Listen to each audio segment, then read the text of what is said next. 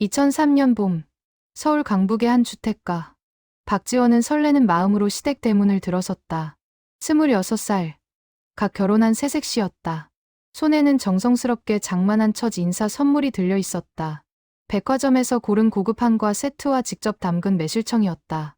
대문을 열자 마당에서 화초를 정리하던 시어머니 김명숙의 시선이 차갑게 꽂혔다. 인사를 건네는 지원의 목소리는 떨렸다. 어머님, 안녕하세요. 처음 뵙겠습니다. 명숙은 지원을 위아래로 훑어보았다. 짧은 침묵 후 그녀가 입을 열었다. 들어오세요. 그 짧은 새 음절에는 환영도 따뜻함도 없었다. 지원은 선물을 내밀었지만 명숙은 그것을 받지 않고 현관으로 향했다. 지원은 선물을 들고 어색하게 뒤를 따랐다. 거실에 들어서자 시아버지가 반갑게 맞아주었지만 명숙은 부엌으로 사라졌다. 남편 민준이 지원의 손을 꼭 쥐며 괜찮다는 눈빛을 보냈지만 지원의 가슴은 이미 무거워져 있었다. 저녁 식사 시간. 지원은 최선을 다해 시부모님께 잘 보이려 애썼다. 반찬을 권하고 물을 따르고 어색한 대화에도 밝게 웃으려 노력했다. 하지만 명숙의 표정은 한순간도 풀리지 않았다. 우리 며느리가 요리를 잘하나 모르겠네요. 명숙의 말에 지원은 화들짝 놀라며 대답했다. 열심히 배우겠습니다, 어머님. 배운다고 다 되는 게 아니죠. 손맛이라는 게 타고나는 거니까. 날카로운 말 한마디가 지원의 가슴에 박혔다. 민준이 어색하게 화제를 돌리려 했지만 분위기는 이미 얼어붙어 있었다. 그날 밤 신혼집으로 돌아온 지원은 눈물을 참지 못했다. 첫 만남부터 이렇게 차갑게 대할 줄은 몰랐다. 민준은 어머니가 원래 낯을 많이 가리신다며 위로했지만 지원은 명숙의 눈빛에서 본 것이 단순한 낯가림이 아니라는 걸 알았다. 거기엔 명백한 거부감이 있었다. 결혼식 준비 과정부터 지원은 시어머니의 냉대를 감지했었다. 예식장 선택, 하객 명단, 패백 준비 모든 과정에서 명숙은 지원의 의견을 한 번도 물어보지 않았다. 마치 지원이 투명인간인 것처럼. 신혼 첫 주말, 지원은 시댁의 인사를 가기 위해 정성껏 음식을 준비했다. 새벽부터 일어나 잡채를 만들고 갈비찜을 끓였다. 시어머니가 좋아하신다는 도라지 무침도 정성스럽게 담았다. 시댁 문을 두드렸을 때 명숙은 대문도 열어주지 않고 인터폰으로만 말했다. 오늘은 바쁘니까 다음에 오세요. 지원은 무거운 음식 보따리를 들고 그대로 돌아서야 했다. 지하철 안에서 지원은 눈물을 닦았다. 왜 시어머니는 자신을 이렇게 대하는 걸까? 다음 주에도, 그 다음 주에도 상황은 변하지 않았다. 명숙은 지원과 최소한의 대화만 나누었다. 전화를 걸어도 아들과만 통화하고 지원이 바꿔받으면 용건만 차갑게 전하고 끊었다. 명절이 다가왔다. 추석이었다. 지원은 시댁에서 보낼 첫 명절을 준비하며 긴장했다. 어머니에게 전화를 걸어 명절 음식 만드는 법을 하나하나 물어보았다. 유튜브를 보며 전 부치는 연습을 하고 송편 빚는 연습도 했다. 명절 당일, 지원은 새벽 5시에 시댁에 도착했다. 이미 명숙은 부엌에서 준비를 시작하고 있었다. 지원이 인사를 하자 명숙은 고개만 끄덕였다. 뭐 도와드릴까요? 거기 앉아 있어요. 할 줄 아는 게 있어야 도와주죠. 차가운 말 한마디에 지원은 말문이 막혔다. 그래도 가만히 있을 수만은 없어서 지원은 부엌 한켠에서 명숙의 일하는 모습을 지켜보았다. 무엇이라도 도우려 손을 내밀 때마다 명숙은 짜증스럽게 반응했다. 그건 그렇게 하는 게 아니에요. 됐어요. 내가 할게요. 손이 느려서 답답하네. 지원은 부엌 한 구석에 서서 눈물을 삼켰다. 시누이들이 도착했을 때는 상황이 더 악화되었다.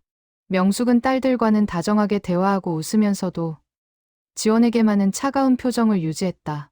언니, 엄마가 좋아하시는 남을 만들어야 하는데. 시누이의 말에 명숙이 대답했다. 내가 하렴. 며느리는 뭘 해도 내 입맛에 안 맞더라. 그 말을 듣는 지원의 마음은 산산이 부서졌다. 명절 내내 지원은 투명인간 취급을 받았다. 음식을 차려도, 설거지를 해도, 청소를 해도 명숙의 눈에는 보이지 않는 사람이었다. 저녁이 되어 집으로 돌아오는 길. 지원은 차 안에서 참았던 울음을 터뜨렸다. 왜 어머니는 날 그렇게 싫어하시는 걸까? 민주는 운전대를 잡은 채 아무 말도 하지 못했다. 그도 어머니의 냉대를 느끼고 있었지만 아들로서 어머니를 탓할 수도 없었다. 시간이 지나면 나아질 거야.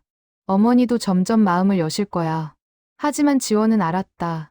명숙의 눈빛에서 본 것은 시간이 해결할 수 있는 그런 감정이 아니었다. 거기엔 뿌리 깊은 무언가가 있었다. 그날 밤, 지원은 침대에 누워 천장을 바라보았다. 결혼이 이렇게 힘든 것인지 몰랐다. 사랑하는 사람과 함께하는 것만으로 행복할 줄 알았는데 시댁이라는 벽이 이렇게 높을 줄은 꿈에도 몰랐다.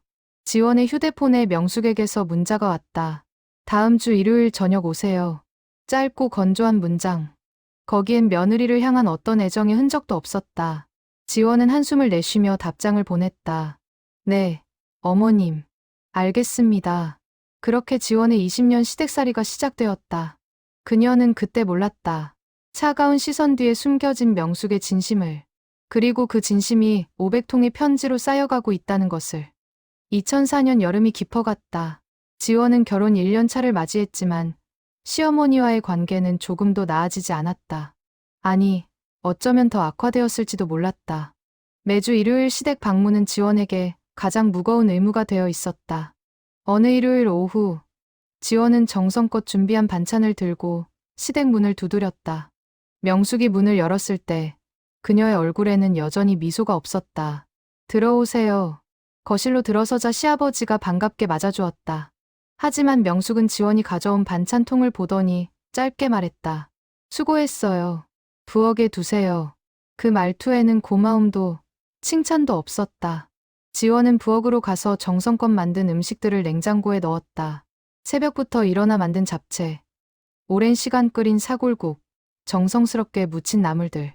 식사 시간이 되자 명숙은 자신이 만든 음식만 상에 올렸다. 지원이 가져온 반찬은 냉장고 안에 그대로 있었다. 지원은 가슴이 아팠지만 내색하지 않았다. 어머님, 제가 만든 잡채도. 우리는 간이 맞는 걸 먹어야 해요. 됐어요. 명숙의 단호한 말에 지원은 더 이상 말할 수 없었다. 식사 내내 지원은 음식이 목으로 넘어가지 않았다. 시아버지가 안쓰러운 눈빛으로 바라보았지만 그 역시 아내 앞에서 며느리를 두둔할 수는 없었다. 그해 가을, 지원에게 임신 소식이 찾아왔다. 결혼한 지 1년 만이었다. 민주는 기쁨에 들떠 있었고 지원도 설레는 마음으로 시어머니에게 소식을 전했다. 명숙의 반응은 예상과 달랐다. 그래요. 몸 조심하세요. 짧은 대답뿐이었다. 축하의 말도 격려의 말도 없었다. 지원은 실망을 감추며 전화를 끊었다. 친정어머니는 기쁨의 눈물을 흘리며 축하해 주었는데 시어머니는 마치 남의 일처럼 담담했다. 임신 기간 내내 명숙은 며느리를 한 번도 찾아오지 않았다. 친정어머니는 일주일에 2~3번씩 찾아와 음식을 해주고 청소를 도와주었지만 시어머니에게서는 전화 한 통 없었다. 2005년 봄, 지원은 건강한 아들을 낳았다. 손자 탄생 소식에도 명숙은 차갑게 반응했다. 수고했어요. 몸조리 잘하세요. 산후조리원에도 찾아오지 않았다. 지원은 다른 산모들이 시어머니, 친정어머니와 함께 행복하게 웃는 모습을 보며 눈물을 삼켰다. 퇴원 후 3~7일에 시댁을 방문했을 때 명숙은 손자를 안아보더니 곧 내려놓았다. 애가 작네요. 아기가 건강하대요, 어머님. 그래요. 명숙은 손자에게도 별 관심이 없는 듯 보였다. 지원은 그 모습에 더욱 상처를 받았다. 아이를 통해서라도 시어머니와 가까워질 수 있을 거라 기대했는데 그마저도 빗나갔다. 아이가 100일을 맞이했을 때도 명숙의 태도는 변하지 않았다. 100일상을 차려놓고 가족 사진을 찍을 때도 그녀는 억지로 웃는 표정이었다. 사진 속 명숙의 눈은 차갑게 빛났다. 지원은 점점 지쳐갔다. 아무리 노력해도 시어머니의 마음을 얻을 수 없었다. 정성껏 만든 음식도, 명절 때 며칠씩 준비한 노력도, 손자를 데리고 자주 방문하는 것도 소용없었다. 어느 날 저녁, 지원은 민준에게 털어놓았다. 어머니가 날 왜 그렇게 싫어하시는지 모르겠어. 내가 뭘 잘못한 거야? 민준은 아내의 손을 잡았다. 미안해. 내가 어머니한테 말씀드릴게. 아니야. 그러면 더 안 좋아지실 것 같아. 그냥 내가 견딜게. 지원은 그렇게 혼자 버티기로 했다. 하지만 마음속 상처는 점점 깊어졌다. 2006년 겨울, 둘째 아이를 임신했다는 소식에도 명숙의 반응은 차가웠다. 또 임신했어요? 첫째도 아직 어린데 아이들이 터울이 적은 게 좋다고 해서요. 당신들 마음대로 하세요. 명숙은 관심 없다는 표정으로 돌아섰다. 지원은 그 뒷모습을 바라보며 가슴이 무너졌다. 둘째 딸을 낳았을 때도 명숙은 찾아오지 않았다. 아들이 아니라 실망했냐는 신우이의 말에 지원은 아무 대답도 하지 못했다. 아이들이 자라면서 명숙은 손자 손녀에게도 냉담했다. 다른 할머니들처럼 손주를 예뻐하거나 안아주는 일이 거의 없었다. 아이들도 할머니를 어려워했다. 엄마, 할머니는 왜 우리한테 웃어주지 않아요? 5살 된 아들의 질문에 지원은 대답할 말이 없었다. 세월이 흘러 아이들이 학교에 들어가고 지원은 파트타임 일을 시작했다. 조금이라도 자신의 존재 가치를 찾고 싶었다. 가정에서 인정받지 못한다면 사회에서라도 자신의 자리를 만들고 싶었다. 명숙은 며느리가 일하는 것도 못마땅해 했다. 애들 키우는 것도 바쁠 텐데 일을 하네요. 아이들 학교 보내고 몇 시간만 일해요. 어머님, 엄마가 집에 없으면 애들이 불안해하는 거 몰라요? 명숙의 말에는 언제나 가시가 있었다. 지원이 무엇을 해도, 어떤 선택을 해도 그녀는 비판적이었다. 2010년, 결혼 7년 차, 지원은 지쳐 있었다. 7년 동안 단 한 번도 시어머니에게 인정받지 못했다. 칭찬 한마디, 따뜻한 말 한마디 들어보지 못했다. 어느 날 친정어머니가 물었다. 시댁은 좀 어떠니? 지원은 거짓말로 대답했다. 괜찮아요. 엄마, 어머님이 잘해주세요. 진실을 말할 수 없었다. 어머니가 걱정하실까봐. 하지만 혼자 있을 때면 지원은 눈물을 흘렸다. 명절이면 더욱 힘들었다. 시누이들은 친정에 가서 편하게 쉬는데 지원은 홀로 시댁에서 일했다. 명숙은 딸들에게는 쉬라고 하면서 며느리에게는 쉴 틈을 주지 않았다. 며느리는 원래 일해야죠. 명숙의 말에 지원은 고개를 숙였다. 대답할 말이 없었다. 그래도 지원은 포기하지 않았다. 언젠가는 시어머니가 자신을 받아들여 주실 거라고 믿었다. 시간이 지나면, 진심을 다하면 마음이 열릴 거라고 생각했다. 하지만 세월은 흘러도 명숙의 태도는 변하지 않았다. 10년이 지나도 15년이 지나도 여전히 그녀는 며느리에게 차가웠다. 지원은 그 차가운 벽 앞에서 혼자 무너져 내렸다. 그녀는 몰랐다. 그 벽 너머에서 명숙이 펜을 들고 편지를 쓰고 있다는 것을. 며느리를 향한 진심을 한 글자 한 글자 적어 내려가고 있다는 것을. 2013년, 결혼 10년 차를 맞이한 지원. 그녀는 이제 시어머니의 냉대에 어느 정도 익숙해져 있었다. 기대하지 않으면 실망하지 않는다는 걸 배웠다. 상처받지 않기 위해 마음의 문을 조금씩 닫아갔다. 그해 봄, 지원의 친정어머니가 갑자기 쓰러졌다. 뇌졸중이었다. 지원은 병원과 집을 오가며 어머니를 간호했다. 잠도 제대로 자지 못하고 밥도 거르는 날이 많았다. 명숙에게 사정을 설명하며 한동안 시댁 방문을 못할 것 같다고 말했을 때 돌아온 대답은 차갑게만 들렸다. 친정어머니 간호하느라 시댁은 소홀히 하겠네요. 죄송해요, 어머님. 어머니가 좀 나아지시면. 됐어요. 알아서 하세요. 전화를 끊은 후 지원은 눈물을 흘렸다. 조금만 이해해주면 안 되는 걸까? 자신도 누군가의 딸인데 친정어머니가 아픈데 곁에 있는 게 당연한 거 아닌가? 2달간의 간호 끝에 친정어머니는 회복했다. 하지만 지원은 완전히 지쳐 있었다.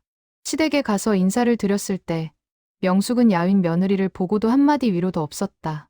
많이 힘드셨죠? 시아버지의 따뜻한 말에 지원은 눈물이 날 것 같았다. 하지만 명숙은 외면한 채 부엌으로 향했다. 그해 여름, 큰아들이 중학교에 입학했다. 사춘기에 접어든 아이는 방문을 닫고 혼자 있는 시간이 많아졌다. 지원은 아이의 변화가 걱정되어 명숙에게 조언을 구했다. 어머님, 요즘 아이가 사춘기인지 말을 잘 안 들어요. 그건 엄마가 잘못 키워서 그래요. 어릴 때부터 제대로 가르쳤어야죠. 명숙의 말은 언제나 비난으로 돌아왔다. 지원은 한숨을 삼키며 고개를 숙였다. 2015년 가을, 지원의 아버지가 세상을 떠났다. 장례식장에서 명숙은 문상을 왔지만 지원에게 위로의 말 한마디 없었다. 다른 조문객들 앞에서만 형식적으로 행동했을 뿐이었다. 힘내요.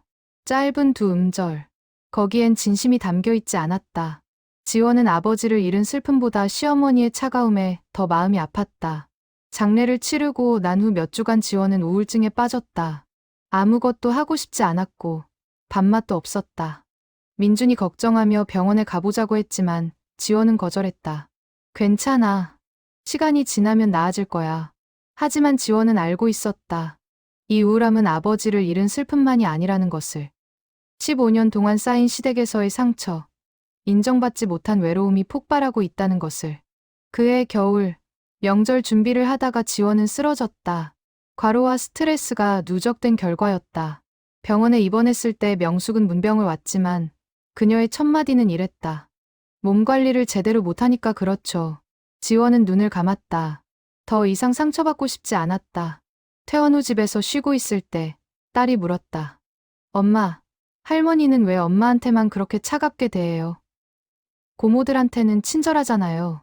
14살 딸의 날카로운 질문에 지원은 대답할 말이 없었다. 아이들도 할머니의 차별을 느끼고 있었다. 할머니는 원래 그러신 거야. 이해가 안 돼요. 엄마가 뭘 잘못한 것도 아닌데. 지원은 딸을 안았다.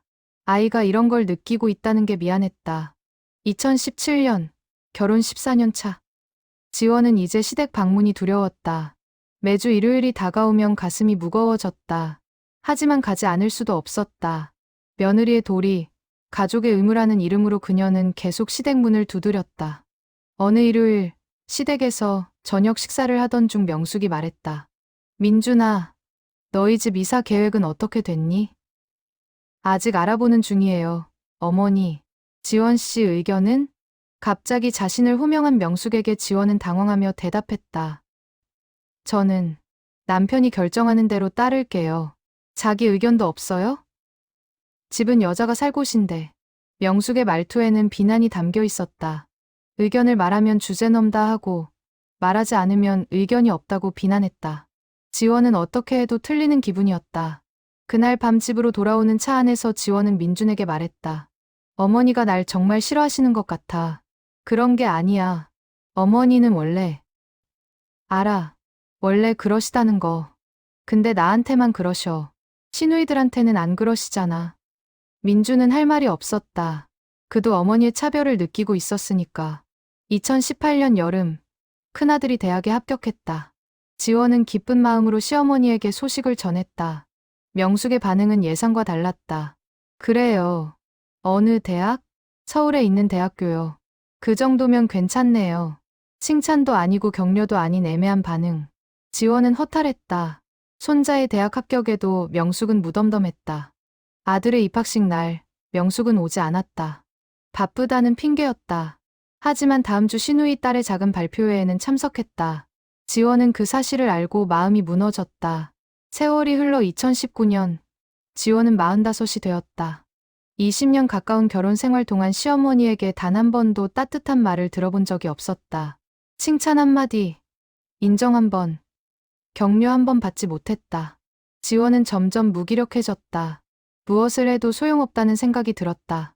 시어머니의 마음을 얻으려는 노력을 포기하고 그저 의무만 다하기로 했다.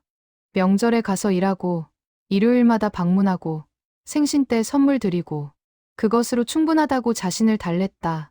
더 이상 사랑받으려 애쓰지 않기로 했다. 하지만 마음 한구석은 여전히 아팠다. 왜 나만 이렇게 외면당하는 걸까? 내가 뭘 잘못했길래 20년 동안 차가운 대접을 받아야 하는 걸까? 어느 날 밤, 지원은 일기를 썼다.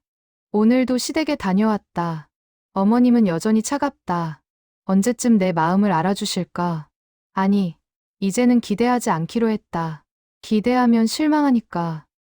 그냥 견디자. 조금만 더 견디자.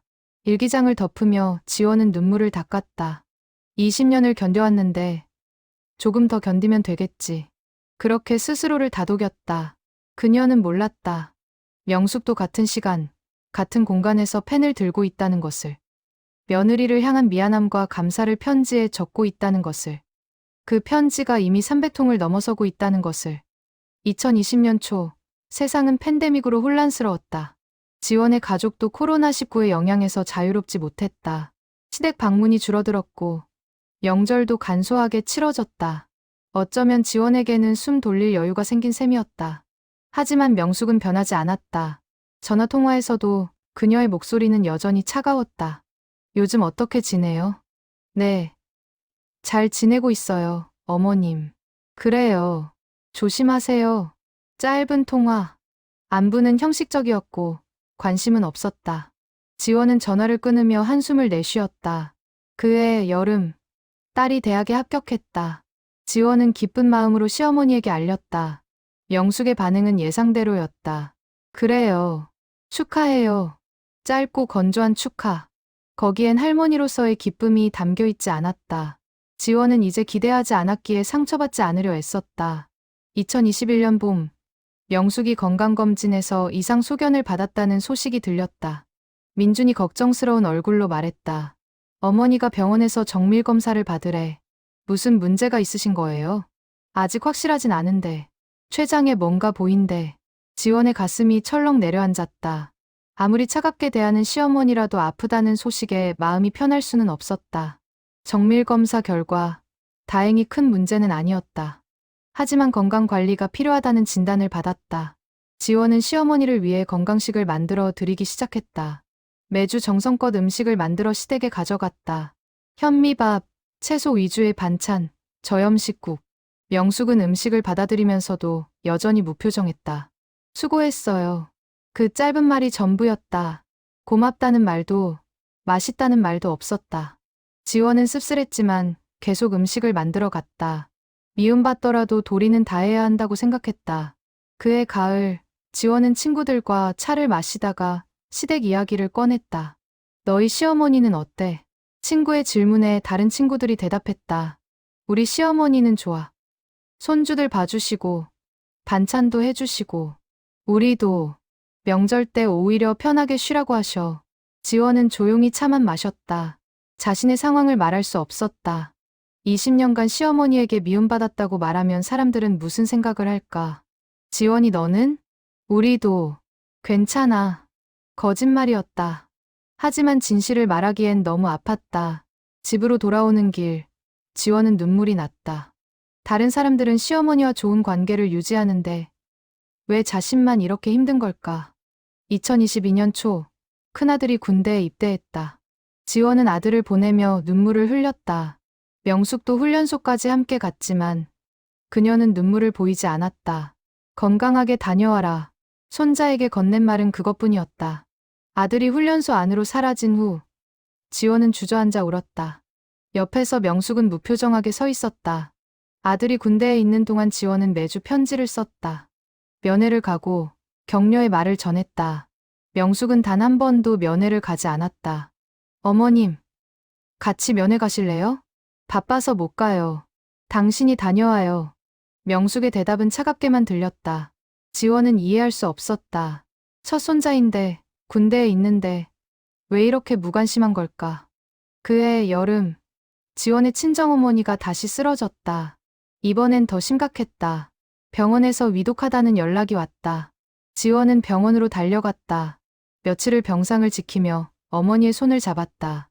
민준이 시어머니에게 상황을 알렸을 때 명숙은 짧게 말했다. 많이 힘들겠어요. 조심하세요. 위로도 아니고 격려도 아닌 형식적인 말. 지원은 그 말을 전해 듣고 허탈했다. 일주일 후 친정어머니는 세상을 떠났다. 지원은 어머니의 임종을 지키며 오열했다. 세상에서 자신을 가장 사랑해준 사람을 잃었다. 장례식장에서 명숙을 만났을 때 지원은 무너질 것 같았다. 명숙은 조문을 왔지만 며느리를 안아주지도 등을 토닥여주지도 않았다. 힘내요. 고인의 명복을 빕니다. 기계적인 위로. 거기엔 진심이 없었다. 지원은 눈물을 닦으며 고개를 숙였다. 이제 세상에 자신을 진심으로 아껴주는 사람은 남편과 아이들뿐이었다. 장례를 치른 후 몇 달간 지원은 깊은 슬픔에 빠져 있었다. 어머니를 잃은 상실감, 시어머니에게 위로받지 못한 서운함이 겹쳐졌다. 2023년 초, 결혼 20년을 맞이한 지원. 민주는 결혼기념일을 맞아 조촐한 식사를 제안했다. 지원은 고개를 저었다. 그냥 집에서 조용히 있자. 왜? 20주년인데 별로 축하할 기분이 아니야. 지원의 목소리에는 피로가 묻어났다. 20년간의 결혼 생활. 그 안에서 견딘 시댁에서의 외로움. 모든 게 버거웠다. 그날 밤, 지원은 혼자 생각에 잠겼다. 20년을 견뎌왔다. 시어머니의 차가운 시선, 인정받지 못한 노력, 외면당한 마음. 모든 것을 참고 견뎌왔다. 하지만 지친 것도 사실이었다. 언제까지 이렇게 살아야 하나? 언제까지 미움받으며 살아야 하나? 지원은 일기장을 펼쳤다. 그리고 20년간의 마음을 써 내려갔다. 결혼 20주년. 하지만 전혀 기쁘지 않다. 시어머니는 여전히 나를 미워하신다. 20년 동안 단 한 번도 따뜻한 말을 들어본 적이 없다. 나는 이 집의 며느리지만 가족은 아닌 것 같다. 언제나 외톨이다. 일기를 쓰며 지원은 눈물을 흘렸다. 20년이라는 시간이 무색하게 아무것도 변하지 않았다. 그 시각, 명숙도 자신의 방에서 펜을 들고 있었다. 그녀 역시 20년을 돌아보고 있었다. 서랍 속에는 지원에게 보낸 편지가 400통이 넘게 쌓여 있었다. 명숙은 새로운 편지지를 꺼내 들었다. 그리고 조심스럽게 첫 문장을 적었다. 사랑하는 우리 며느리에게. 하지만 이번에도 그 편지는 서랍 속으로 들어갈 것이었다. 명숙은 결코 그 편지를 전하지 못할 것이다. 20년간 그래왔듯이. 두 사람은 같은 하늘 아래, 같은 시간에 각자의 마음을 글로 적고 있었다. 하지만 그 마음은 결코 서로에게 전해지지 않았다. 벽은 여전히 높았다. 그리고 시간은 무정하게 흘러가고 있었다. 2023년 가을, 명숙은 건강이 급격히 악화되었다. 어느 날 갑자기 쓰러진 그녀는 병원으로 실려갔다. 정밀검사 결과 췌장암 말기 진단을 받았다. 의사는 남은 시간이 많지 않다고 했다. 지원은 그 소식을 듣고 충격에 빠졌다. 아무리 자신을 차갑게 대한 시어머니라도 돌아가신다는 사실 앞에서는 마음이 무너졌다. 이제 몇 개월 남지 않았대요. 민주는 눈물을 흘리며 말했다. 지원은 남편을 안아주었다. 그리고 결심했다. 남은 시간 동안 최선을 다해 시어머니를 돌보기로. 지원은 매일 병원을 찾았다. 간병을 도왔고, 식사를 챙겼고, 밤을 지새우기도 했다.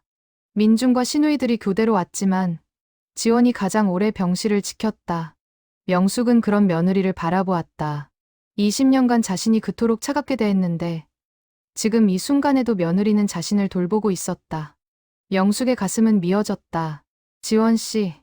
네, 어머님. 고마워요. 생전 처음 듣는 감사의 말. 지원은 눈물이 났다. 20년 만에 처음 듣는 따뜻한 말이었다. 괜찮아요, 어머님. 제가 할 일이에요. 명숙은 며느리의 손을 잡았다. 그 손은 떨리고 있었다. 말하고 싶은 게 너무 많았지만 입 밖으로 나오지 않았다. 미안하다고, 사랑한다고, 고맙다고 말하고 싶은데. 하지만 명숙은 끝내 그 말을 하지 못했다. 20년간 쌓아온 벽이 너무 높았다. 지금 와서 무슨 말을 해도 변명처럼 들릴 것 같았다. 병세는 빠르게 악화되었다. 11월이 되자 명숙은 거의 말을 하지 못했다. 통증도 심해져서 대부분의 시간을 잠으로 보냈다. 지원은 병실에서 명숙의 손을 잡고 있었다. 차가워진 손. 이제 얼마 남지 않았다는 걸 알 수 있었다. 어머님, 제가 옆에 있어요. 명숙은 희미하게 눈을 떴다. 며느리의 얼굴을 바라보았다. 눈물이 흘러내렸다. 미안해. 정말 미안해. 말로 하지 못한 사과가 눈물로 흘러나왔다. 지원은 시어머니의 눈물을 닦아주었다. 괜찮아요, 어머님. 편히 쉬세요. 명숙은 고개를 저었다. 괜찮지 않았다. 20년간 미워하는 척하며 살았던 자신이 너무 후회되었다. 12월 초, 명숙은 집으로 돌아왔다. 마지막을 집에서 맞이하고 싶다고 했다. 가족들이 모두 모였고 지원은 시어머니 곁을 지켰다. 어느 날 밤, 명숙이 지원을 불렀다. 지원 씨, 내 방에 서랍. 네, 서랍이요? 편지. 읽어봐요. 그게 명숙이 며느리에게 한 마지막 말이었다. 다음 날 새벽, 명숙은 조용히 숨을 거두었다. 장례식이 치러졌다. 지원은 눈물을 흘리며 시어머니를 보냈다. 복잡한 감정이 교차했다. 슬픔, 후회, 그리고 해방감까지. 장례를 마치고 며칠 후, 지원은 시어머니의 유품을 정리하기 시작했다. 옷장을 정리하고 서랍을 열었다. 그때였다. 책상 서랍 깊은 곳에서 낡은 상자가 나왔다. 지원은 그것을 꺼내 열었다. 그 안에는 편지 봉투들이 빼곡히 들어 있었다. 지원은 손이 떨렸다. 봉투를 하나 꺼내 보았다. 겉봉에는 이렇게 적혀 있었다. 사랑하는 우리 며느리 지원에게. 지원의 심장이 뛰었다. 다른 봉투들을 확인했다. 모두 자신 앞으로 쓴 편지였다. 날짜가 적혀 있었다. 2003년 5월 15일부터 2023년 11월까지 20년간의 편지. 500통이 넘는 편지가 그 상자 안에 있었다. 지원은 손이 떨려서 첫 번째 편지를 열지 못했다. 잠시 망설이다가 봉투를 뜯었다. 그리고 시어머니의 필체로 쓰인 편지를 읽기 시작했다. 2003년 5월 15일. 사랑하는 우리 며느리 지원에게. 오늘 처음 당신을 만났습니다. 당신이 대문을 들어설 때 내 가슴은 뛰었어요. 우리 아들이 선택한 여자. 얼마나 예쁜지, 얼마나 밝은 미소를 가졌는지. 하지만 난 차갑게 대했습니다. 미안해요. 당신을 환영하고 싶었는데 입에서 따뜻한 말이 나오지 않았어요. 당신이 가져온 선물을 받지 않았죠. 사실은 너무 고마웠어요. 정성이 느껴졌어요. 하지만 받을 수가 없었어요. 받으면 마음이 무너질 것 같았어요. 지원 씨, 당신을 미워하는 게 아니에요. 당신이 싫은 게 아니에요. 단지 난 표현을 못하는 사람이에요. 우리 시어머니가 그랬던 것처럼 나도 며느리에게 차가운 사람이 되어버렸어요. 그게 시어머니의 도리인 줄 알았어요. 하지만 오늘 당신의 떨리는 목소리를 듣고 실망한 눈빛을 보고 내가 잘못하고 있다는 걸 알았어요. 이제라도 따뜻하게 대하고 싶은데 어떻게 해야 할지 모르겠어요. 20년 넘게 차갑게 살아온 사람이 갑자기 변할 수 있을까요? 이 편지를 당신에게 줄 수 있을까요? 아마 못 줄 거예요. 용기가 없어요. 하지만 적어도 이렇게라도 내 마음을 전하고 싶어요. 환영합니다. 우리 며느리. 우리 가족이 되어줘서 고마워요. 시어머니 명숙 올림. 편지를 읽는 지원의 눈에서 눈물이 멈추지 않고 흘러내렸다.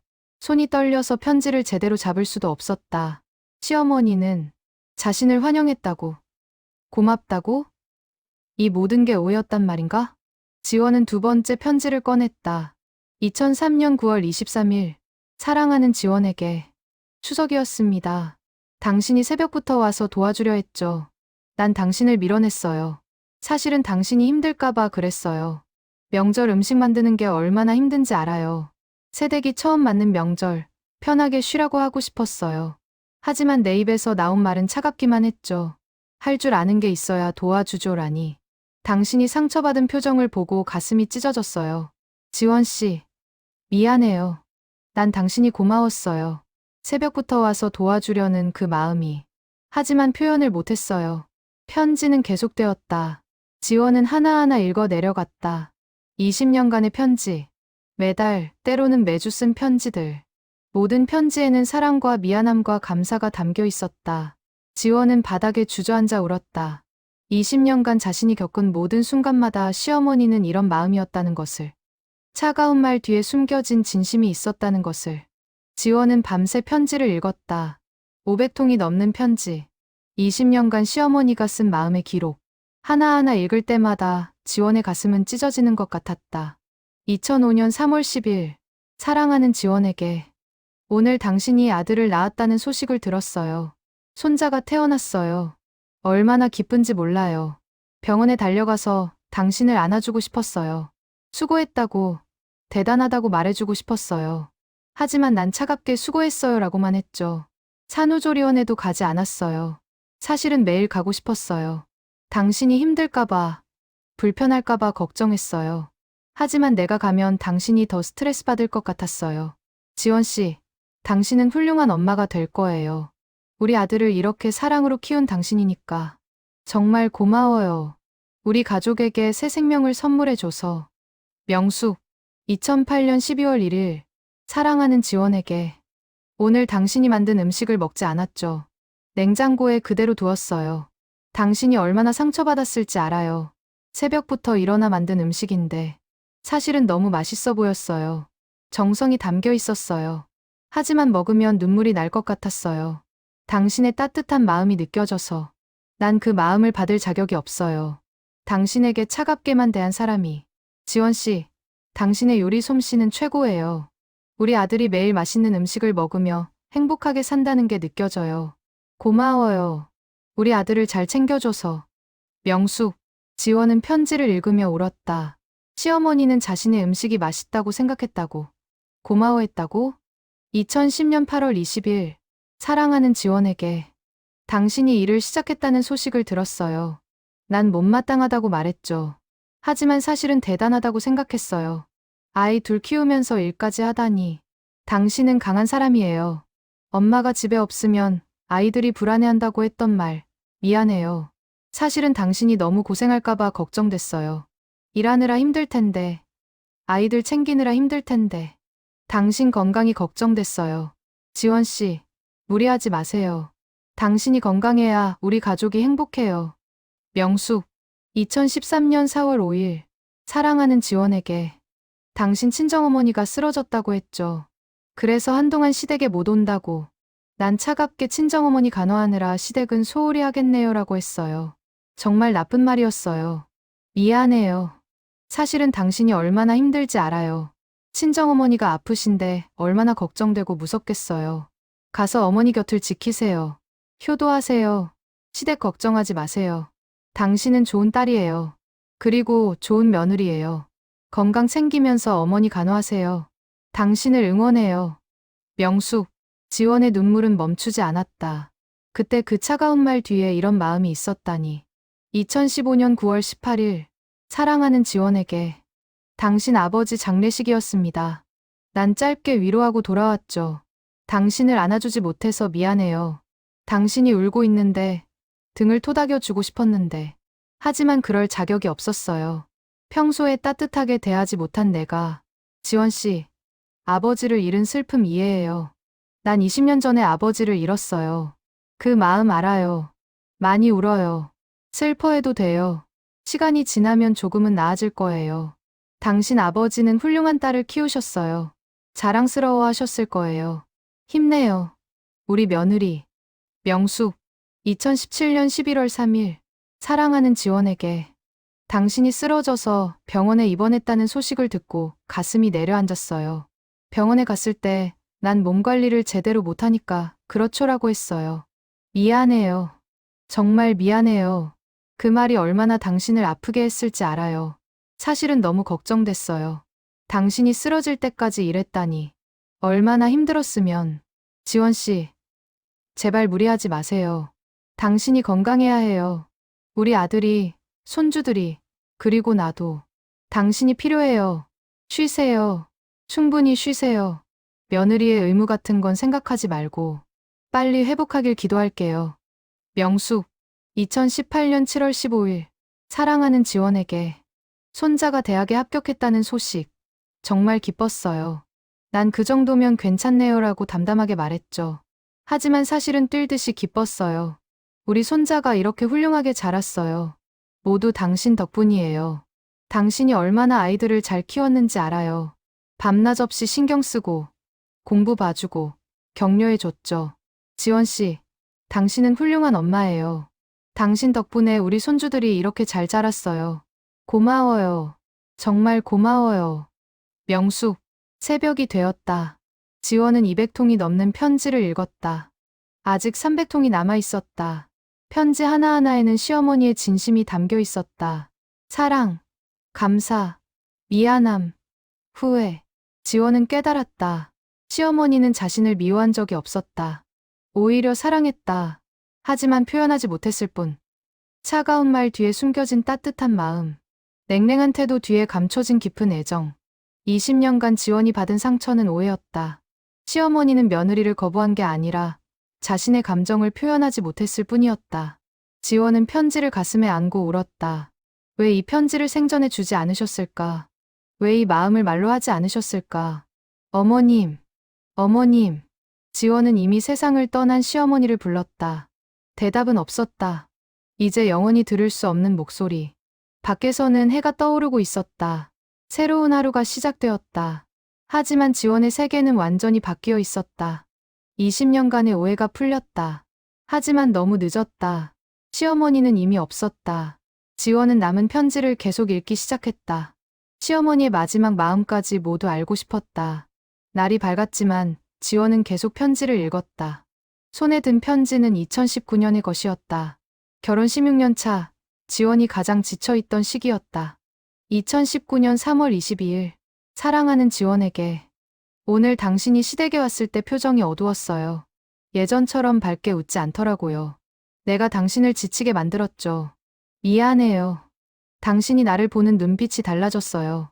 예전에는 인정받고 싶어 하는 간절함이 있었는데, 이제는 그냥 의무를 다하러 오는 것 같아요. 내가 당신의 빛을 꺼버렸어요. 당신의 따뜻한 마음을 차갑게 만들었어요. 지원 씨, 당신은 아무 잘못이 없어요. 모든 게 내 잘못이에요. 당신이 나를 미워해도 할 말이 없어요. 하지만 그래도 당신이 행복했으면 좋겠어요.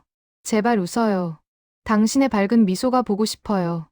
명숙, 지원은 그 시기를 기억했다. 정말 지쳐 있었다. 시어머니에게 인정받으려는 시도를 포기했던 때. 다음 편지를 펼쳤다. 2020년 5월 10일. 사랑하는 지원에게. 코로나 때문에 자주 못 보내요. 전화로만 안부를 묻죠. 당신 목소리가 피곤해 보여요. 아이들 온라인 수업 챙기느라 힘들죠.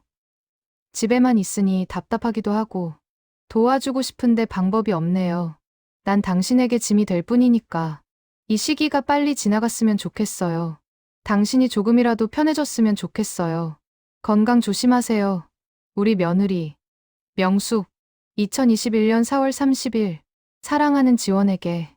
내가 건강검진에서 이상 소견이 나왔다고 했을 때 당신이 건강식을 만들어 왔죠. 매주 정성스럽게 음식을 만들어 오는데 난 수고했어요 라고만 했어요.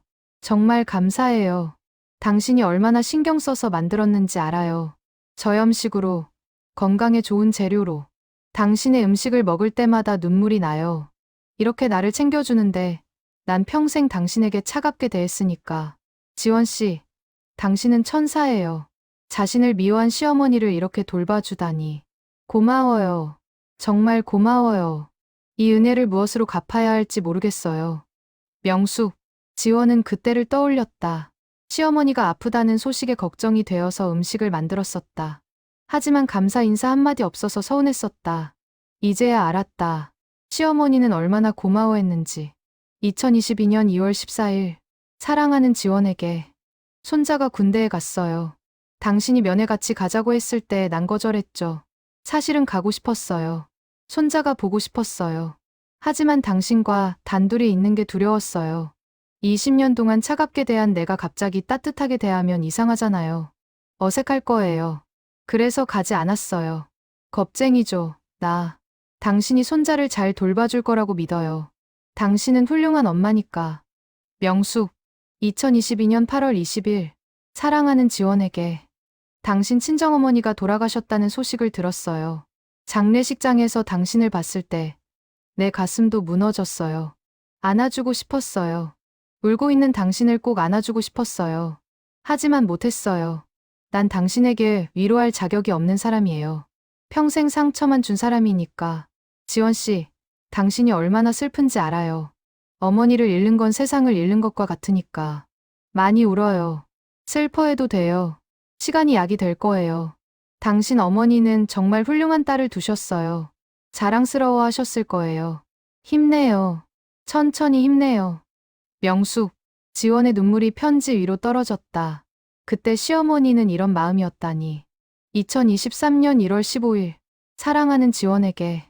당신과 우리 아들이 결혼 20주년을 맞았네요. 축하해요. 20년. 참 긴 시간이에요. 당신이 우리 집 며느리로 온 지 20년.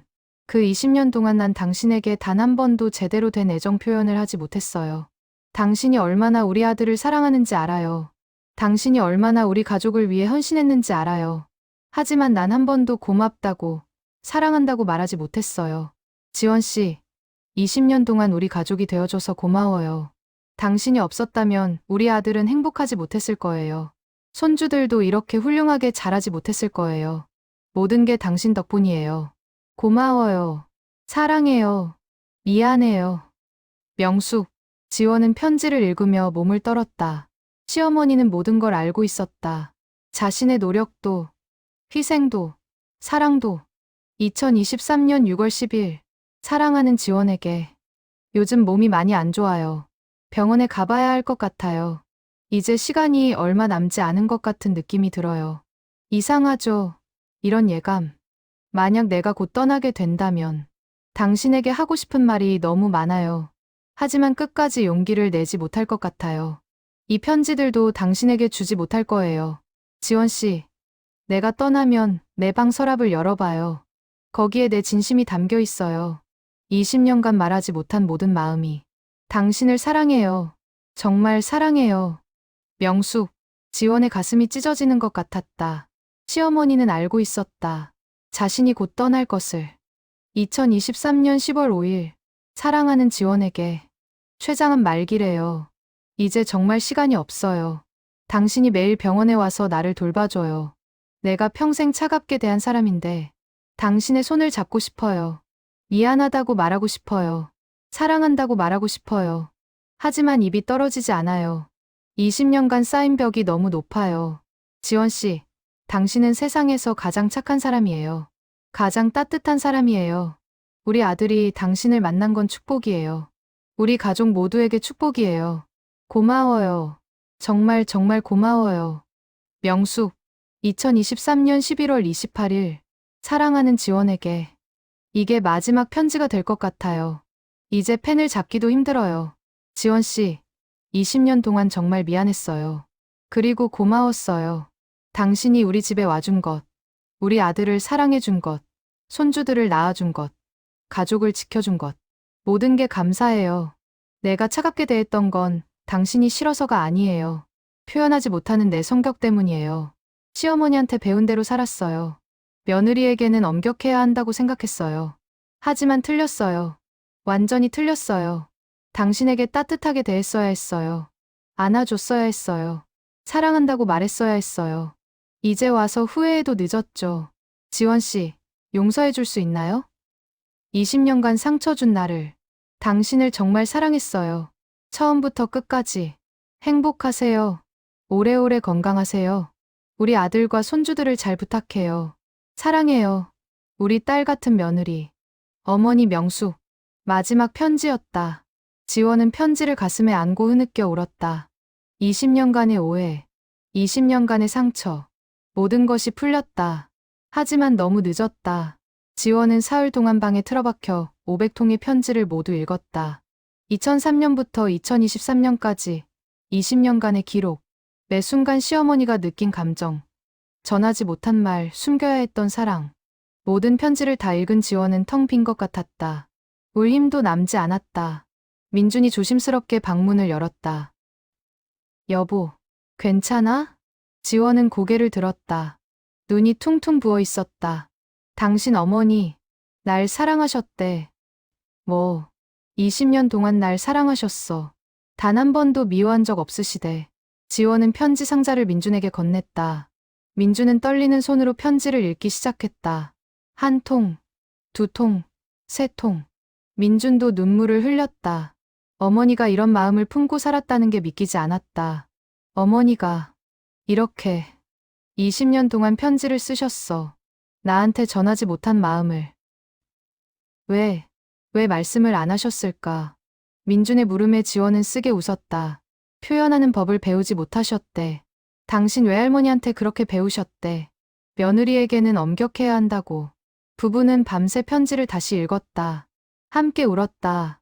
함께 후회했다. 다음 날 지원은 시누이들을 불렀다. 편지를 보여주고 싶었다. 시누이들도 편지를 읽으며 눈물을 흘렸다. 언니, 우리 엄마가 몰랐어요. 엄마가 이렇게 며느리 언니를 생각하셨는지. 미안해요, 언니. 우리도 엄마 편만 들었어요. 시누이들은 지원에게 사과했다. 지원은 고개를 저었다. 아니에요. 어머니가 그렇게 행동하셨으니까요. 누가 봐도 저를 싫어하시는 것처럼 보였으니까. 가족들은 함께 앉아 이야기를 나눴다. 20년간 오해하고 살았던 시간들에 대해. 며칠 후, 지원은 친정어머니 산소를 찾았다. 어머니 앞에 앉아 모든 이야기를 털어놓았다. 엄마, 나 그동안 거짓말했어. 시댁이 괜찮다고 했지만 정말 힘들었어. 시어머니가 날 미워하시는 줄 알았어. 20년 동안 인정받지 못하는 게 너무 괴로웠어. 근데 엄마, 시어머니는 날 사랑하셨대. 처음부터 끝까지. 단지 표현하지 못하셨을 뿐이래. 지원은 어머니 산소 앞에서 편지 몇 통을 읽어드렸다. 왜 이렇게 된 걸까? 엄마, 왜 우리는 서로의 마음을 몰랐을까? 조금만 더 용기를 내서 대화했더라면 서로를 이해할 수 있었을 텐데. 바람이 불었다. 마치 어머니가 대답하는 것 같았다. 지원은 일어서서 시어머니 산소로 향했다. 두 어머니가 나란히 잠들어 있는 곳. 어머님, 이제야 알았어요. 어머님의 마음. 미안해요. 제가 어머님을 오해했어요. 미워했어요. 어머님도 저를 사랑하신다는 걸 알았더라면 더 잘해드릴 수 있었는데. 지원은 시어머니 산소 앞에 무릎을 꿇었다. 어머님, 이제 편히 쉬세요. 저 이해했어요. 모든 걸 이해했어요. 어머님의 사랑, 어머님의 마음, 모두 받았어요. 사랑해요, 어머님. 저도 어머님을 사랑해요. 그날 밤, 지원은 일기를 썼다. 오늘 시어머니의 500통 편지를 다 읽었다. 20년간의 오해가 풀렸다. 어머니는 나를 사랑하셨다. 처음부터 끝까지. 하지만 표현하지 못하셨다. 나도 똑같았다. 어머니를 사랑하고 싶었지만 미움 때문에 표현하지 못했다. 우리는 서로를 사랑하면서도 미워하는 척해야 했다. 얼마나 괴로웠을까. 이제라도 알게 되어서 다행이다. 늦었지만 그래도 알게 되어서 감사하다. 어머님, 이제 편히 쉬세요. 제가 어머님의 사랑을 이어갈게요. 제 딸에게, 그리고 언젠가 며느리에게 따뜻하게, 솔직하게 사랑한다고 말할게요. 어머님처럼 후회하지 않도록. 사랑해요, 어머님. 일기를 쓰며 지원은 결심했다. 이 편지들을 세상에 알리기로. 같은 상황에서 고통받는 며느리들, 시어머니들에게 이 이야기를 들려주기로. 사랑한다면 표현하세요. 너무 늦기 전에. 그것이 시어머니가 남긴 마지막 메시지였다. 지원은 편지를 정리하기 시작했다. 책으로 엮어서 사람들에게 보여주고 싶었다. 20년간의 침묵, 500통의 고백. 그렇게 제목을 정했다. 시어머니와 며느리의 이야기. 오해와 화해의 기록. 몇 달 후, 지원은 출판사를 찾아갔다. 편지들을 보여주며 이야기를 들려주었다. 편집자는 눈물을 흘리며 말했다. 이건 많은 사람들이 봐야 하는 이야기예요. 출판하겠습니다. 책이 나왔을 때 큰 반향이 일었다. 많은 며느리들이 울며 책을 읽었다. 시어머니들도 자신을 돌아보았다. 지원은 강연 요청을 받았다. 사람들 앞에서 이야기를 시작했다. 저는 20년 동안 시어머니에게 미움받는다고 생각했습니다. 하지만 그건 오해였습니다. 시어머니는 저를 사랑하셨습니다. 단지 표현하지 못하셨을 뿐입니다. 여러분, 사랑하는 사람에게 사랑한다고 말하세요. 너무 늦기 전에. 청중들은 울며 박수를 보냈다. 많은 사람이 자신의 이야기를 나눴다. 저도 시어머니와 사이가 안 좋아요. 하지만 이제 대화를 시도해 볼게요. 저는 며느리에게 차갑게 대했어요. 오늘부터 바꾸겠습니다. 지원의 이야기는 많은 가족을 변화시켰다. 오해를 풀고 사랑을 표현하게 만들었다. 시어머니의 편지는 죽음 너머에서도 사람들을 움직였다. 사랑의 힘으로. 책이 출간된 지 1년이 지났다. 지원은 전국을 다니며 강연을 했다. 고부관계로 힘들어하는 사람들, 가족과의 소통이 어려운 사람들을 만났다. 어느 강연장에서 한 여성이 손을 들었다. 저도 시어머니와 사이가 안 좋아요. 10년째 차갑게 지내왔어요. 근데 이제 와서 바꿀 수 있을까요? 지원은 부드럽게 대답했다. 늦지 않았어요. 제 시어머니처럼 돌아가신 후에 알게 되는 것보다 지금이 훨씬 낫습니다. 오늘 집에 가서 시어머니께 전화하세요. 어머님, 사랑합니다라고 말해보세요. 그 여성은 눈물을 닦으며 고개를 끄덕였다. 강연이 끝난 후 많은 사람이 지원에게 다가왔다. 제 이야기도 들어주실 수 있나요? 저도 며느리와 사이가 안 좋은데 어떻게 해야 할까요? 지원은 한 사람 한 사람의 이야기를 들어주었다. 위로하고 격려했다. 어머님, 제가 어머님의 사랑을 이어가고 있어요. 마음속으로 시어머니에게 말했다. 그해 여름, 큰아들이 군대에서 제대했다. 가족들이 모여 환영 파티를 했다. 아들은 할머니 사진 앞에 꽃을 놓았다. 할머니, 다녀왔어요. 건강하게. 할머니가 엄마를 많이 사랑하셨다는 거 이제 알아요. 엄마한테 잘할게요. 지원은 아들을 안았다. 시어머니의 사랑이 손자에게도 전해지고 있었다. 가을이 되자 딸이 남자친구를 데려왔다. 진지한 교제를 하고 있다고 했다. 지원은 딸을 불러 앉혔다. 엄마가 할 말이 있어. 결혼하면 시댁과의 관계가 중요해. 특히 시어머니와. 엄마는 할머니와 오해 속에서 20년을 살았어. 너는 그러지 마. 시어머니가 차갑게 대해도 포기하지 마. 먼저 다가가. 사랑한다고 말해. 딸은 고개를 끄덕였다. 알았어, 엄마. 엄마처럼 힘들게 살지 않을게. 그 모습을 보며 지원은 안도했다. 자신의 경험이 딸에게 교훈이 되었다. 겨울이 오자 지원은 시어머니 일주기를 맞았다. 가족들이 산소에 모였다. 지원은 시어머니 산소 앞에 편지를 올렸다. 자신이 쓴 답장이었다. 사랑하는 어머님께 1년이 지났습니다. 어머님이 떠나신 지 어머님의 500통 편지를 받았습니다. 20년간의 사랑을 알게 되었습니다. 처음에는 너무 화가 났어요. 왜 살아계실 때 말씀하지 않으셨냐고. 하지만 이제는 이해해요. 어머님도 힘드셨다는 것을, 표현하고 싶어도 방법을 모르셨다는 것을, 용기가 나지 않으셨다는 것을. 저도 마찬가지였어요. 어머님을 사랑하고 싶었지만 다가갈 용기가 없었어요. 우리는 서로를 사랑하면서도 미워하는 척했습니다. 얼마나 아팠을까요? 어머님, 이제 용서해요. 그리고 미안해요. 저도 어머님을 더 이해하려고 노력했어야 했는데. 어머님의 편지 덕분에 많은 가족이 화해하고 있습니다. 고부관계로 힘들어하던 사람들이 대화를 시작했습니다. 사랑한다는 말을 주저하던 사람들이 용기를 냈습니다. 어머님의 사랑이 계속 퍼져나가고 있어요. 어머님, 감사해요. 편지를 남겨주셔서, 사랑을 가르쳐 주셔서, 이제 저도 따뜻한 시어머니가 될게요. 언젠가 며느리가 오면 어머님처럼 후회하지 않도록 사랑을 아낌없이 표현할게요. 사랑해요, 어머님. 영원히 그리워할게요. 며느리 지원 올림. 편지를 읽으며 지원은 눈물을 흘렸다. 하지만 이제는 슬픔보다 감사함이 컸다. 그날 밤, 지원은 꿈을 꾸었다. 시어머니가 나타나 환하게 웃고 있었다. 지원아, 고마워. 내 마음을 이해해줘서. 어머님, 난 행복해. 내가 내 사랑을 받아줘서. 이제 후회 없어. 너와 가족이 된 게 내 인생 최고의 축복이었어. 꿈에서 깨어난 지원은 평온했다. 시어머니가 편안히 쉬고 계신다는 걸 느낄 수 있었다. 2025년 봄, 지원은 새로운 프로젝트를 시작했다. 사랑의 편지 캠페인이었다. 사람들에게 사랑하는 가족에게 편지를 쓰도록 독려하는 운동. 특히 고부관계 개선에 초점을 맞췄다. 말로 하기 어려우면 편지로 쓰세요. 사랑합니다. 고맙습니다. 미안합니다. 많은 사람이 동참했다. 시어머니가 며느리에게, 며느리가 시어머니에게 편지를 썼다. 캠페인을 통해 화해한 가족들의 사연이 들려왔다. 편지를 주고받으며 10년 만에 화해했어요.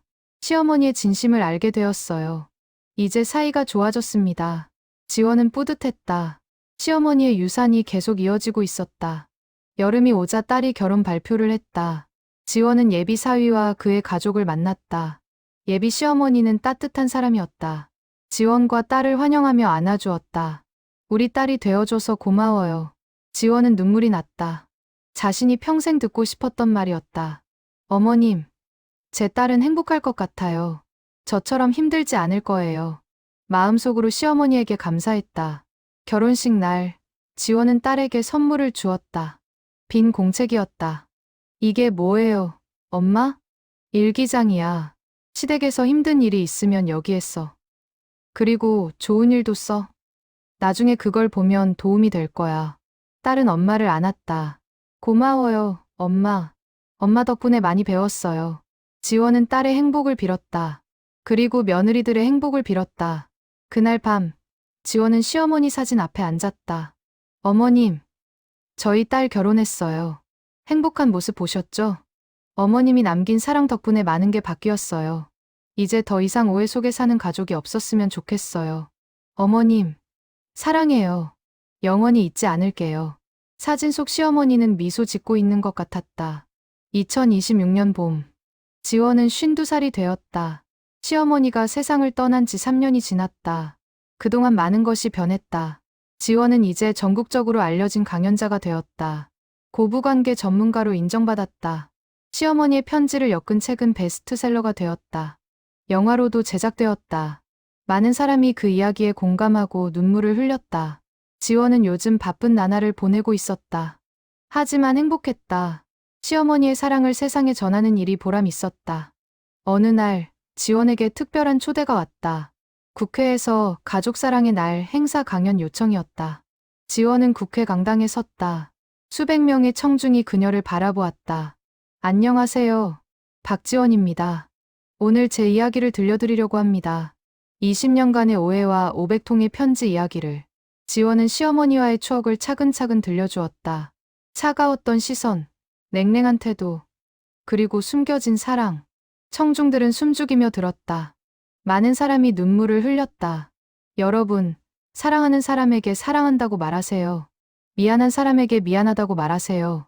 고마운 사람에게 고맙다고 말하세요. 너무 늦기 전에, 후회하기 전에. 강연이 끝나자 우레와 같은 박수가 쏟아졌다.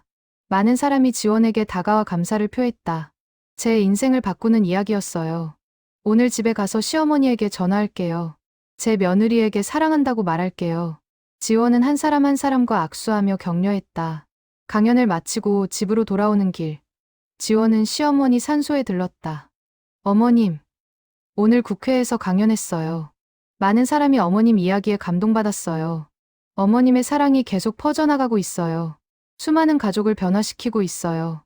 자랑스러우시죠? 어머님의 편지가 이렇게 큰 힘이 되고 있어요. 바람이 불었다. 마치 시어머니가 대답하는 것 같았다. 그날 저녁, 딸에게서 전화가 왔다. 엄마, 나 임신했어. 정말. 축하해. 딸. 엄마, 걱정돼. 내가 좋은 엄마가 될 수 있을까? 지원은 웃었다. 당연하지. 너는 훌륭한 엄마가 될 거야. 그리고 나중에 며느리가 오면 따뜻하게 대해줘. 할머니처럼 후회하지 말고. 알았어, 엄마. 약속할게. 전화를 끊은 후 지원은 생각했다. 손주가 태어나면 시어머니가 얼마나 기뻐하실까. 어머님, 제가 할머니가 돼요. 어머님의 증손주예요. 몇 달 후, 지원은 첫 손녀를 안았다. 작고 소중한 생명. 이름은 명희야. 할머니 이름을 따서 지었어. 지원은 눈물을 흘렸다. 시어머니의 이름이 손녀에게 이어졌다. 명희야, 너희 증조할머니는 대단한 분이셨단다. 사랑을 표현하는 법은 몰랐지만 누구보다 큰 사랑을 가지신 분이었어. 아기는 지원을 보며 웃었다. 마치 모든 걸 이해한다는 듯이. 2027년 겨울, 지원은 새로운 책을 출간했다. 며느리에서 시어머니로 사랑을 이어가는 방법이었다. 자신의 경험을 바탕으로 고부관계 개선 방법을 담은 책. 많은 사람에게 도움이 되었다. 출판 기념회에서 지원은 말했다. 제 시어머니는 평생 사랑을 표현하지 못했습니다. 하지만 편지로 그 사랑을 남겨주셨죠. 저는 그 사랑을 받았고, 이제 세상에 전하고 있습니다. 여러분도 사랑을 전하세요. 가족에게, 친구에게, 모든 소중한 사람에게. 청중들은 박수로 화답했다. 그날 밤, 지원은 또다시 꿈을 꾸었다. 시어머니가 나타났다. 지원아, 정말 잘하고 있어. 어머님, 넌 내가 못한 걸 다 해주고 있어. 사랑을 표현하고, 마음을 나누고. 고마워. 우리 며느리. 아니, 우리 딸. 이제 편히 쉬어도 돼. 넌 충분히 잘하고 있어. 지원은 시어머니를 안았다. 꿈속에서만큼은 마음껏 안을 수 있었다. 사랑해요, 어머님. 영원히 사랑해요. 나도 사랑해. 지원아. 영원히. 꿈에서 깨어난 지원은 평온했다. 이제 정말로 시어머니와 화해한 것 같았다. 2028년 봄. 시어머니 오주기. 지원은 산소 앞에 앉아 긴 편지를 읽었다. 사랑하는 어머님께 5년이 지났습니다. 어머님이 떠나신 지 이제 저는 어머님을 완전히 이해합니다. 용서합니다. 그리고 사랑합니다. 어머님의 편지는 제 인생을 바꿨습니다. 수천 명의 인생을 바꿨습니다. 오해 속에 살던 가족들이 화해했습니다. 사랑을 표현하지 못하던 사람들이 용기를 냈습니다. 모두 어머님 덕분입니다. 저는 이제 할머니가 되었습니다. 손녀 이름은 명희입니다. 어머님 이름을 따서 지었어요. 명희에게 어머님 이야기를 자주 들려줍니다. 사랑의 힘을, 표현의 중요성을. 제 딸도 시어머니와 좋은 관계를 유지하고 있습니다. 저처럼 힘들어하지 않습니다. 어머님이 남긴 교훈 덕분입니다. 어머님, 감사해요. 사랑을 가르쳐 주셔서 표현하지 못한 사랑이 얼마나 아픈지, 그리고 그 사랑이 결국엔 전해진다는 것을. 이제 편히 쉬세요. 어머님의 사랑은 영원히 이어질 겁니다. 저를 통해, 제 아이들을 통해, 그리고 모든 사람을 통해. 사랑해요, 어머님. 영원히 그리워하고 사랑할게요. 딸 같은 며느리 지원 올림. 편지를 다 읽은 지원은 일어섰다. 하늘을 바라보았다. 구름 사이로 햇살이 비쳤다. 마치 시어머니가 미소 짓는 것 같았다. 어머님, 행복하세요. 저도 행복할게요. 지원은 산소를 나서며 돌아보지 않았다. 이제 앞만 보고 나아갈 시간이었다. 시어머니의 사랑을 가슴에 품고 그 사랑을 세상에 전하며 500통의 편지, 20년의 침묵. 하지만 그 속에 담긴 사랑은 영원히 살아 숨쉬고 있었다. 지원은 걸어갔다. 새로운 봄을 향해, 희망을 향해, 사랑을 향해. 그리고 시어머니의 목소리가 들리는 것 같았다. 고마워. 지원아, 사랑해.